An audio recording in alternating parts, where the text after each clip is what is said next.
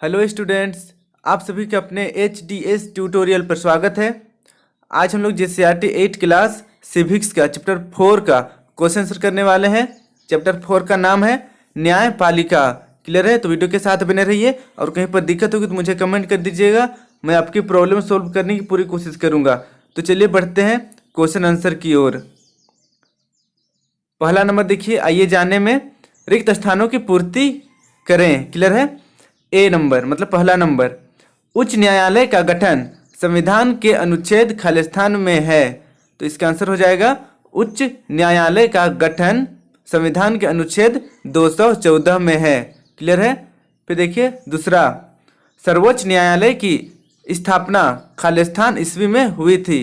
तो इसका आंसर हो जाएगा सर्वोच्च न्यायालय की स्थापना 28 जनवरी 1950 ईस्वी में हुई थी। क्लियर है?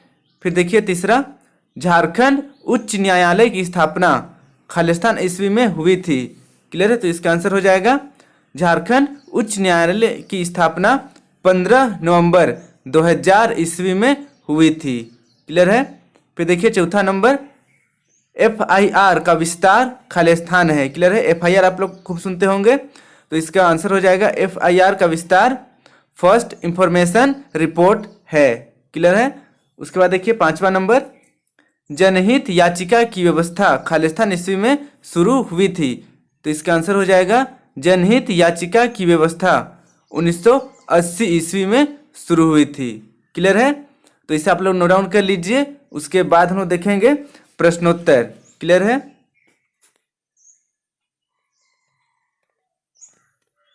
एक नंबर का प्रश्नोत्तर देखिए।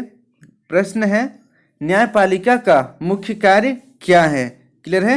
न्यायपालिका का मुख्य कार्य क्या है? तो इसका आंसर हो जाएगा देखिए, न्यायपालिका के कार्य क नंबर, विवादों का निपटारा।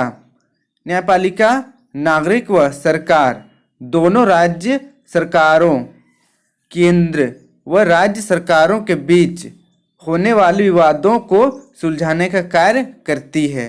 क्लियर है? फिर देखिए ख नंबर, न्यायिक समीक्षा, संसद द्वारा पारित कानून यदि संविधान का उल्लंघन करती है तो न्यायपालिका उसे रद्द कर सकती है। यह न्यायिक समीक्षा कहलाता है। क्लियर है? अब देखिए ग नंबर, नागरिकों के अधिकार एवं संविधान का संरक्षण का कार्य करती है। क्लियर है? फिर देखिए घ नंबर, जनहित के मामले की सुनवाई करता है। क्लियर है ना? तो इसे आप लोग नोट डाउन कर लीजिए। उसके बाद हम लोग देखेंगे सेकेंड नंबर का क्वेश्चन आंसर। अब देखिए दूसरा नंबर का क्वेश्चन आंसर। दूसरा नंबर का क्वेश्चन है, जनहित याचिका क्या है? क्लियर है? जनहित याचिका क्या है? तो इसका आंसर हो जाएगा, किसी व्यक्ति या संस्था को जनहित याचिका दायर करने का अधिकार दिया गया है। इसके लिए आवश्यक नहीं है कि जनहित याचिका दायर करने वाले व्यक्ति के अधिकारों का हनन हो रहा हो। अगर कोई भी व्यक्ति या संस्था को यह लगता है कि किसी कानून या व्यवस्था से लोगों के अधिकारों का उल्लंघन हो रहा है तो वह जनहित याचिका उच्च न्यायालय या सर्वोच्च न्यायालय में दायर कर सकता है। क्लियर है? तो इसे आप लोग नोट डाउन कर लीजिए। उसके बाद हम देखेंगे थर्ड नंबर का क्वेश्चन आंसर। तीसरा नंबर का क्वेश्चन है, दीवानी व फौजदारी मामले से आप क्या समझते हैं? क्लियर है? तो इसका आंसर हो जाएगा देखिए, दीवानी कानून, जिसको सिविल कहते हैं हम लोग, दीवानी कानून का संबंध व्यक्ति के अधिकारों के उल्लंघन या अवहेलना से होता है। इसके अंतर्गत जमीन की बिक्री संबंधी विवाद, वस्तुओं की खरीदी, किराया, तलाक संबंधी मुकदमों का निपटारा किया जाता है। क्लियर है? उसके बाद देखिए फौजदारी कानून। फौजदारी कानून ऐसे व्यवस्था या क्रियाओं से संबंधित है जिसे कानून में अपराध माना गया है, जैसे चोरी, डकैती, दहेज, प्रताड़ना का मामला, हत्या इत्यादि। क्लियर है? तो इसे आप लोग नोट डाउन कर लीजिए। उसके बाद हम देखेंगे 4 नंबर का क्वेश्चन आंसर। 4 नंबर का क्वेश्चन है, सर्वोच्च न्यायालय के कौन कौन से कार्य हैं? क्लियर है? तो देखिए आंसर हो जाएगा, सर्वोच्च न्यायालय भारतीय नागरिकों की मौलिक अधिकारों की सुरक्षा के लिए बड़े पैमाने पर काम करता है। देश के विभिन्न सरकारों के बीच विवादों का यह निपटारा करता है। इसके पास अपने द्वारा पहले से किए गए फैसले या आदेश की समीक्षा करने का अधिकार होता है। साथ ही यह किसी एक हाईकोर्ट से दूसरी हाईकोर्ट या एक जिले कोर्ट से दूसरे जिले कोर्ट में मामलों को हस्तांतरित कर सकता है। सर्वोच्च न्यायालय देश का सबसे बड़ा अपीलीय न्यायालय व अभिलेख न्यायालय है। क्लियर है? तो इसे आप लोग नोट डाउन कर लीजिए।